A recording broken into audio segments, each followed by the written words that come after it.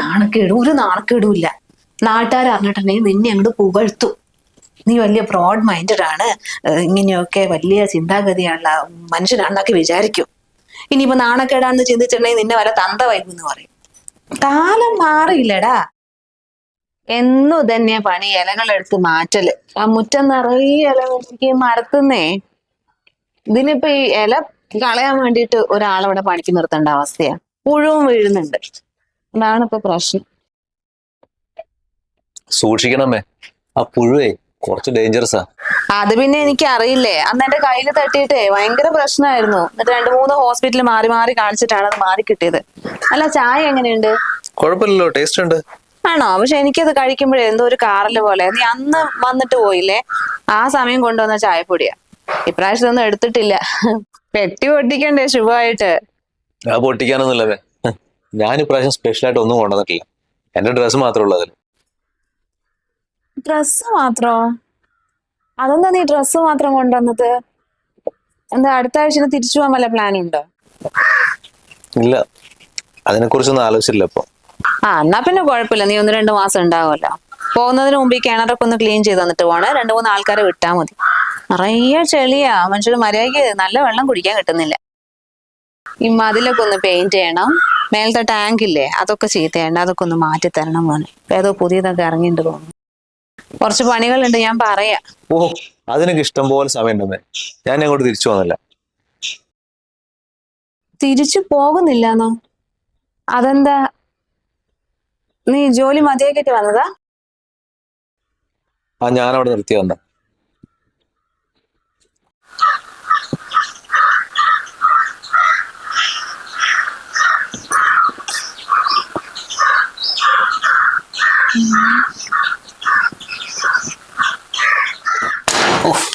ഇതൊന്നും ഇവിടെ തുറക്കലെന്നില്ലേ?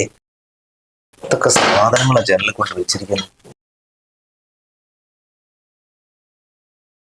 അല്ല മോനെ, നീ കാര്യമായിട്ടെന്നെ പറഞ്ഞാണോ നീ ഇപ്പൊ തിരിച്ചു പോകുന്നില്ലാന്ന്? അതോ വെറുതെ അമ്മേനെ പറ്റിക്കാൻ വേണ്ടിട്ട് പറഞ്ഞതാ? എന്താ ഇത്? ഇവിടുത്തെ ജനൽ അടക്കലും തുറക്കലൊന്നും ഇല്ലേ? എന്താ അത് പൊടിയൊക്കെ പിടിച്ചിങ്ങനെ നാശായി കിടക്കുന്നത്? എടാ, അത് നീ ഇവിടുന്ന് പോയി കഴിഞ്ഞ പിന്നെ ആരാ ഇതിന്റെ അകത്ത് കയറുക? നീ ഇപ്പൊ ഞാൻ ചോദിച്ചതിനുള്ള മറുപടി പറ. എപ്പോഴാ തിരിച്ചു പോകുന്നു? ഞാൻ കാര്യമായിട്ട് പറഞ്ഞമ്മേ, ഇനി തിരിച്ചു പോകുന്നില്ല. എത്ര കാലം വെച്ചിട്ട് അവിടെ കഷ്ടപ്പെടുക? 10-25 വർഷമായില്ല അവിടെ തന്നെ. നാട്ടിൽ എനിക്ക് എന്തെങ്കിലുമൊക്കെ വേണ്ടേ? നാട്ടില് നിനക്ക് എന്ത് വേണ്ടേന്ന്? ഇവിടെ എന്തെങ്കിലും നീ സർക്കാർ ഉദ്യോഗം കണ്ടിട്ട് വന്നതാണോ? ഒരു പണിയില്ലേ നിനക്ക് ഇവിടെ എന്തുണ്ടാകാന്? ഇത്രയും കാലം കഷ്ടപ്പെട്ട പൈസയൊക്കെ ഞാൻ അമ്മയ്ക്ക് അയച്ചു തന്നിട്ടില്ലേ? അത് മതി ഇവിടെ ചെറിയൊരു ബിസിനസ് തുടങ്ങാൻ. ഏത് പൈസ? നീ എന്താ എടുത്തു വെക്കാൻ വേണ്ടി അയച്ചു തന്നതാ? എടാ, അതൊക്കെ എന്റെ കയ്യിൽ നിന്ന് ചെലവായി പോയി. എന്തമ്മേ പറയുന്നത്? ഞാൻ അവിടെ 25 വർഷം കഷ്ടപ്പെട്ടുണ്ടാക്കിയ പൈസയാണ് അമ്മയ്ക്ക് അയച്ചു തന്നത്. ഇത് പൈസയൊന്നും ഇല്ലാന്ന്. ഇനിയിപ്പോ പൈസ എടുത്ത് വല്ല സ്വർണം വാങ്ങേ അതോ സ്ഥലം വാങ്ങിയൊക്കെ അങ്ങനെ വല്ലതും ചെയ്തിട്ടുണ്ടോ? നീ എവിടെ നിന്നാണ് 25 വർഷം എന്ന് പറയുന്നത്? 18.5 വർഷം. കണക്കൊക്കെ എനിക്ക് നന്നായിട്ട് ഓർമ്മയുണ്ട്. സ്ഥലവും സ്വർണം ഒന്നും വാങ്ങി വെച്ചിട്ടില്ല. ഇതൊക്കെ മുക്കുവേണ്ട. അമ്മേനെ ഒരു ഒറ്റയാളെ വിശ്വസിച്ചാണ് ഞാൻ അവിടെ കഷ്ടപ്പെട്ടുണ്ടാക്കിയ പൈസ മുഴുവൻ ചോദിക്കുമ്പോൾ അയച്ചു തന്നുകൊണ്ടിരുന്നത്. എനിക്ക് എന്തെങ്കിലും സേവിങ്സ് അമ്മ ഇവിടെ ഉണ്ടാക്കി വെക്കുന്നു വിചാരിച്ചിട്ട്. ചോദിക്കുമ്പോൾ പറയല്ലോ, നിനക്ക് വേണ്ടിയിട്ട് അവിടെ 10 സെന്റ് കണ്ടുവച്ചിട്ടുണ്ട്, ഇവിടെ 20 സെന്റ് കണ്ടുവച്ചിട്ടുണ്ടെന്ന്. അതൊക്കെ എവിടെയപ്പോ? വെറുതെ പറഞ്ഞാണോ? എടാ, അതൊക്കെ ഉള്ളത് തന്നെയാണ്. ഞാൻ കുറെ സ്ഥലങ്ങളൊക്കെ പോയി കണ്ടിട്ടൊക്കെ ഉണ്ടായിരുന്നു. പക്ഷെ എന്താണെന്നറിയോ, കണ്ടിട്ട് എല്ലാം സെറ്റായിട്ട് വരുമ്പോഴത്തേക്ക് നിന്റെ താഴെ ഇല്ലേ 3 എണ്ണം, അവറ്റകൾക്ക് അത് ഇഷ്ടപ്പെടുന്നു പറയും. പിന്നെ നിന്നെ വെറുതെ ബുദ്ധിമുട്ടിക്കണ്ടാലോ രജിസ്ട്രേഷൻ അതിന് പറഞ്ഞിട്ട് അതൊക്കെ ഞാൻ അവരെ പേരിലങ്ങ് രജിസ്റ്റർ ചെയ്ത് കൊടുത്തു. അവരെയും ഒരു കര പറ്റിക്കണ്ടേ? നീ ഇപ്പൊ ഇതാ പെട്ടെന്ന് അങ്ങോട്ട് വന്നില്ലേ. അപ്പൊ അമ്മ വിചാരിച്ചു നീ നാട്ടിലേക്ക് വരുമ്പോഴത്തേക്കും അവരെയൊക്കെ ഒന്ന് സെറ്റാക്കാന്ന്. ബെസ്റ്റ്. അപ്പൊ ഞാൻ പെരുവഴിയിൽ. എടാ, നീ എന്താ ഈ പറയുന്നത്? നിന്നെ ഞാൻ പെരുവഴിയിലൊന്നും ആക്കിയിട്ടൊന്നുമില്ല. എന്താണെങ്കിലും നീ എന്റെ മോനല്ലടാ. നിന്നെ ഞാനല്ലേ പ്രസവിച്ച് വളർത്തിയത്. ഒരു വഴിയുണ്ട്. കച്ചവടം തുടങ്ങിയ പോരെ. അയച്ചെന്ന പൈസ മുഴുവൻ തീർത്തിട്ട് വഴിയുണ്ടെന്ന്. എന്ത് വഴി? എടാ, നിനക്കിപ്പോ എന്തായാലും കല്യാണ പ്രായമൊക്കെ കഴിഞ്ഞ് നിൽക്കല്ലേ. ഇതുവരെ നീ കല്യാണം വേണ്ട വേണ്ടാന്ന് പറഞ്ഞത് കൊണ്ട് മാത്രമാണ് ഞാൻ നിർബന്ധിക്കാതിരുന്നത്. അതിന് ഞാനിപ്പോ പറഞ്ഞു കല്യാണം വേണ്ടാന്ന്. അതിപ്പോ നീ എടുത്ത് പറയണോ? ഒരു മോന്റെ മനസ്സ് അമ്മയ്ക്ക് വായിക്കാൻ പറ്റില്ലേ? നീ അവിടെ കഷ്ടപ്പെട്ട് പണിയെടുക്കല്ലേ, പിന്നെ ബുദ്ധിമുട്ടിക്കണ്ടെന്ന് കരുതിയിട്ടാ. നമ്മുടെ അനിൽ ബ്രോക്കർ ഇല്ലേ, കുറെ പ്രാവശ്യം എൻ്റെ അടുത്ത് വന്നിട്ടേ ഒരു പെൺകുട്ടിന്റെ കാര്യം പറഞ്ഞിട്ടുണ്ട്. ഇപ്പോഴും കല്യാണമൊന്നും ആയി പോയിട്ടില്ല. നിനക്കൊന്ന് ആലോചിച്ചാലോ. ജോലിക്കാരത്തിനാണ് കല്യാണക്കാര്യം. 5 പൈസ ഇവിടെ കയ്യിലാണ്ട് നിൽക്കുക, പിന്നെ എവിടുന്ന് എടുത്തിട്ട് കല്യാണം കഴിക്കാനാ? അതിനെ കുറിച്ച് ഒന്നും നീ ആലോചിക്കണ്ട. അപ്പൊ കല്യാണ ചെലവല്ലേ, അതൊക്കെ പെണ്ണിന്റെ വീട്ടുകാരെ നോക്കിക്കോളും. അപ്പൊ നമ്മളെക്കാളും ആവശ്യം അവർക്കാണ് ആ പെൺകുട്ടിനെ കല്യാണം കഴിച്ച് അയക്കേണ്ടത്. നിനക്കിപ്പോ എന്തായാലും ഇവിടെ ഒരു കച്ചവടം തുടങ്ങണം, തിരിച്ചു പോകാനും വയ്യ. അപ്പൊ പിന്നെ ഈ ഒരു വഴിയെ ഞാൻ കാണുന്നുള്ളൂ. ഇതെന്താ ഇത്? കടയിൽ ചെന്നിട്ട് വല്ല സാധനമായിട്ട് വരുന്ന പോലെയാണോ കല്യാണം? അത് ശരിയാവുന്നില്ല. എടാ അതൊക്കെ ശരിയാകും, നീ വിചാരിക്കണ പോലൊന്നുമല്ല. വലിയ കോടീശ്വരിയാ. 100 പവനാണ് ചെക്കന് തരാന്ന് പറഞ്ഞിട്ട് അവർ എടുത്തു വെച്ചിരിക്കുന്നത്. അത് നേരത്തെ എടുത്തു വെച്ചിട്ടുണ്ട്.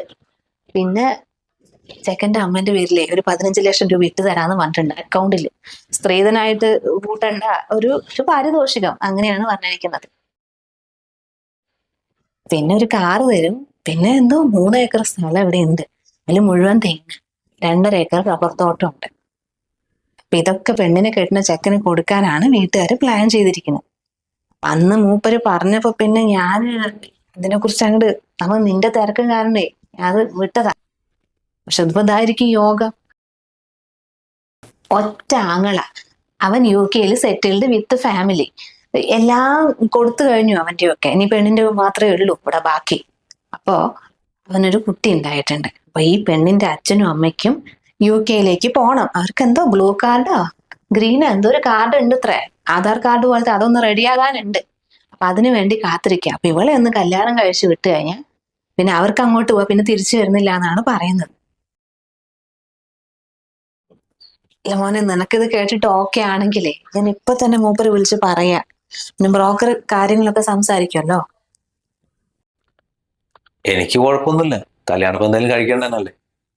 പക്ഷെ ഈ ജോലിയും കൂലിയും ഒന്നും ഇല്ലാത്ത സമയത്ത് ഇതൊക്കെ നടക്കുവോ? അതൊക്കെ നടക്കും. നിനക്ക് ജോലിയും കൂലി ഇല്ലെങ്കിൽ എന്താ? പെണ്ണ് വലിയ വീട്ടിലെ പെണ്ണല്ലേ വരുന്നത്. ഞാൻ ബ്രോക്കറെ വിളിച്ചിട്ടേ ഇപ്പൊ തന്നെ കാര്യം സംസാരിക്കാം. പിന്നെ അതിനു മുമ്പ് ചെറിയൊരു കാര്യം പറയാനുണ്ട്. അതെന്താ? അത് വേറൊന്നുമല്ല. ഈ ഇപ്പൊ പറഞ്ഞ പെൺകുട്ടിയെ ഒരു ചെറിയൊരു ലിവിങ് ടുഗദറിലായിരുന്നു. ഒരു 5 വർഷം അത്രേ ഉള്ളൂ. ലിവിങ് ടുഗദറോ? ആ മോനെ, പക്ഷെ നീ പേടിക്കുന്ന പോലെയൊന്നും ഇല്ല. നീ ഗൾഫിലായതുകൊണ്ട് നിനക്ക് അറിയാഞ്ഞിട്ടാ. ഇതൊക്കെ ഇവിടെ കോമണാ. കുട്ടി പുറത്തൊക്കെയാ പഠിച്ചതൊക്കെ. അപ്പൊ അതിന്റെ ഒരു ഡെവലപ്മെന്റ് അത്രേ ഉള്ളൂ.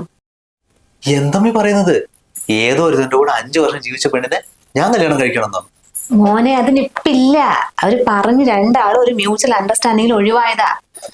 പിന്നെ ലിവിങ് ടുഗദർ ആയതുകൊണ്ടേ നിയമക്കുരുക്ക് ഒരു കുഴപ്പമില്ലടാ. ജസ്റ്റ് നേരെ പോയി താലി കെട്ടിയാൽ മാത്രം മതി. ഞാൻ അവളെ കല്യാണം കഴിച്ചിട്ട് ഈ നാട്ടുകാർ നമ്മുടെ കുടുംബക്കാരൊക്കെ ആ കാര്യം അറിഞ്ഞിട്ടുണ്ടെങ്കിൽ പിന്നെ എനിക്ക് അവരെ മുഖത്ത് നോക്കണ്ടേ? നാണക്കേടല്ലേ നമുക്ക്? എന്ത് നാണക്കേടും? ഒരു നാണക്കേടും ഇല്ല. നാട്ടുകാർ അറിഞ്ഞിട്ടുണ്ടെങ്കിൽ നിന്നെ അങ്ങോട്ട് പുകഴ്ത്തും. നീ വലിയ ബ്രോഡ് മൈൻഡഡ് ആണ്, ഇങ്ങനെയൊക്കെ വലിയ ചിന്താഗതിയുള്ള മനുഷ്യനാണെന്നൊക്കെ വിചാരിക്കും. ഇനിയിപ്പോ നാണക്കേടാണെന്ന് ചിന്തിച്ചിട്ടുണ്ടെങ്കിൽ നിന്നെ വല്ല തന്ത വൈകുന്ന് പറയും. കാലം മാറിയില്ലടാ. ഇതിനേക്കാളും വലിയ വലിയ കാര്യങ്ങൾ ഇവിടെ നടക്കുന്നു. ആനിലേന്റെ ഭർത്താവ് എന്താ ചെയ്യുന്നത്? വേറെ പെണ്ണുമായിട്ട് ബന്ധം. മറ്റേ സുജാതന്റെ ഭർത്താവിനും അതിനും ഇങ്ങനത്തെ കണക്ഷൻ. സുജാതയ്ക്ക് വേറെ.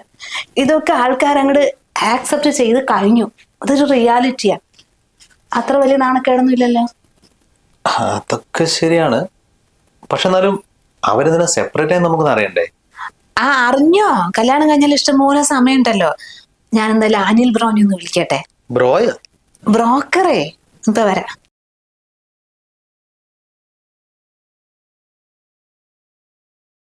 നല്ല അമ്മ എപ്പോഴാ ഇത്രയ്ക്ക് മോഡേണായി പോയത്? ഞാൻ പറഞ്ഞിട്ട് ഒരു വിധത്തിൽ അവനെ സമാധാനിപ്പിച്ചിട്ട് അല്ല സമ്മതിപ്പിച്ചു വെച്ചിട്ടുണ്ട്. 6 മാസോ? ആ ഒരു കണ്ടീഷൻ നിങ്ങൾ പറഞ്ഞിട്ടില്ലല്ലോ. അങ്ങനെയല്ല ബ്രോ. എന്റെ അത്രയ്ക്ക് ഡെവലപ്മെന്റ് ഒന്നും അവൻ എത്തിയിട്ടില്ല. അവൻ ഒന്നാമത് ഫോറിനിലായിരുന്നല്ലോ, ഗൾഫില്. അപ്പോഴേ ഇത്രയും ഒന്നും എനിക്ക് അവനോട് പറയാൻ പറ്റൂല. ഒരു മാസമൊക്കെ ആണെങ്കിൽ കുഴപ്പമില്ല. എന്നിട്ടും പിള്ളേർ തമ്മിൽ ഒരു അണ്ടർസ്റ്റാൻഡിങ്ങിൽ എത്തുന്നില്ലെങ്കിൽ നമുക്ക് പതുക്കെ പതുക്കെ ഒരാഴ്ച വെച്ച് എക്സ്റ്റെൻഡ് ചെയ്യാം. ആ, അങ്ങനെ എനിക്ക് പറയാൻ പറ്റും. ഓ, എന്നാ നിങ്ങൾ അവരോട് സംസാരിക്കും, പെണ്ണിന്റെ വീട്ടുകാരോട്. ബാക്കി കാര്യങ്ങളൊക്കെ പക്ക ആയിരിക്കണേ. അതിൽ അങ്ങോട്ടും ഇങ്ങോട്ടോ മാറ്റം വരാൻ പാടില്ല. ആ, എന്റെ അക്കൗണ്ടിന്റെ കാര്യം. ആ, ഓ, നിങ്ങൾ വിട്ടോ? ശരി, ഞാൻ സംസാരിക്കാം. ഓ ശരി ബ്രോ, കാണാം. അമ്മേ, ബ്രോക്കർ എന്ത് പറഞ്ഞു? എല്ലാം സെറ്റാ മോനെ. നമ്മുടെ പ്രശ്നങ്ങളൊന്നും അവർക്കൊരു വിഷയമല്ല. ചെക്കൻ നന്നായാൽ മാത്രം മതി. പക്ഷെ വേറൊരു പ്രശ്നമുണ്ട്. ആദ്യത്തെ റിലേഷൻ ഫ്ലോപ്പ് ആയതുകൊണ്ടേ അവർക്കൊരു ടെൻഷൻ. പെട്ടെന്നൊരു വേറൊരുത്തൻ്റെ ഒപ്പം അയച്ചു വിടാൻ വേണ്ടിയിട്ട്. വേറെ കണ്ടീഷനൊന്നും ഇല്ല. ആ പെൺകുട്ടിക്ക് നിന്റെ ഒപ്പം വന്നിട്ട് ഒരു മാസം, ജസ്റ്റ് ഒരു 30 ദിവസം വന്ന് നിൽക്കണം. ചെറിയൊരു ലിവിങ് ടുഗെദർ. എന്നിട്ട് നിങ്ങൾ തമ്മിലൊരു സ്വരച്ചേർച്ചയൊക്കെ ഉണ്ടെന്ന് ബോധ്യപ്പെട്ടാൽ പിന്നെ നമുക്ക് കല്യാണം എന്നാ പറയുന്നത്. ലിവിങ് ടുഗദറോ? നമ്മളുടെ ഇവിടെയോ? അതൊന്നും ശരിയാവില്ല. എന്തുകൊണ്ട് ശരിയാകില്ല? വെറും ഒരു മാസം ഒന്ന് കൂടെ ജീവിച്ചാ പോരെ? നിന്റെ തങ്കപ്പെട്ട സ്വഭാവത്തിന് ഏത് പെൺകുട്ടിക്കും നിന്നെ ഇഷ്ടപ്പെടും. വന്നു കയറുന്ന പിന്നെ സാധാരണക്കാരിയാ, കോടീശ്വരിയല്ലേ? ആ സൗഭാഗ്യത്തിന് നീ പുറംകാലം കൊണ്ട് ചവിട്ടി കളയല്ലേ മോനെ. നീ ഇത്രയും വർഷം കഷ്ടപ്പെട്ട് ഉണ്ടാക്കിയ പൈസ മുഴുവൻ ഒറ്റയടിക്ക് പോയി കിടന്ന് നിനക്ക് എത്ര സങ്കടം ഉണ്ടായി. അത് മുഴുവൻ തിരിച്ചു തരാനേ അമ്മയ്ക്ക് ഒരൊറ്റ വഴി അറിയും. ഒന്ന് സമ്മതിക്കടാ. അമ്മ എന്തെങ്കിലും ചെയ്യും. ഇനിയിപ്പോ ഇതിന്റെ മേലെ എന്തെങ്കിലും പ്രശ്നം വന്നാൽ അമ്മ തന്നെയാണ് ഉത്തരവാദി, ഞാനായിരിക്കില്ല.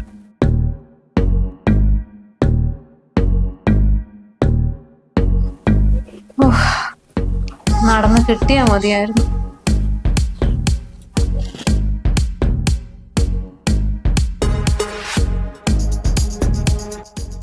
മോളെ, ഈ ചായ അവന് കൊണ്ടേ കൊടുക്ക്. അവനിപ്പൊ കുളിച്ച് റെഡി ആയിട്ടേ അങ്ങോട്ട് വരും. മനസ്സിലായില്ല? Okay. My son taking bath upstair. So you give tea. ഭാഷ മനസ്സിലായില്ല എന്നല്ല പറഞ്ഞേ. ഞാനെന്തിനപ്പൊ അങ്ങോട്ട് ഒരാൾക്ക് ചായ കൊണ്ട് കൊടുക്കേണ്ട ആവശ്യം? അവന് കയ്യും കാലൊക്കെ ഇല്ലേ, താഴെ വന്ന് കുടിക്കാലോ. അവനോ? എന്തായാലും കൊണ്ടുവന്നല്ലേ, അവിടെ വെച്ചിട്ട് പോയിക്കോളൂ, ഞാൻ കുടിക്കാം. അല്ല, ആരായാലും കുടിച്ചാ മതിയല്ലോ. കുടിക്ക്.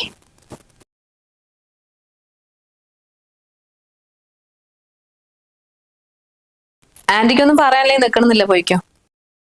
അയ്യോ, എന്നെ ആന്റിന്ന് വിളിക്കണ്ട, അമ്മേന്ന് വിളിച്ചാ മതി, അതാണ് ഇഷ്ടം. തുറന്നു പറയുന്നോണ്ട് വേറൊന്നും വിചാരിക്കാതെ. എനിക്ക് ആന്റിന്ന് വിളിക്കുന്നതാ കൂടുതൽ കംഫർട്ടബിൾ. അല്ല, അത്രയുള്ള റിലേഷനല്ലേ ആയിട്ടുള്ളൂ. ഒരു കുഴപ്പമില്ല, ഞാൻ പറഞ്ഞു എന്നേ ഉള്ളൂ. ഞാനും മോളെ പോലെ സ്ട്രെയിറ്റ് ഫോർവേഡാ. എന്നാ ശരി, എന്തെങ്കിലും പണിയുണ്ടെങ്കിൽ പോയി ചെയ്തോ. വേറെ കുറച്ച് വർക്ക് ഉണ്ട്.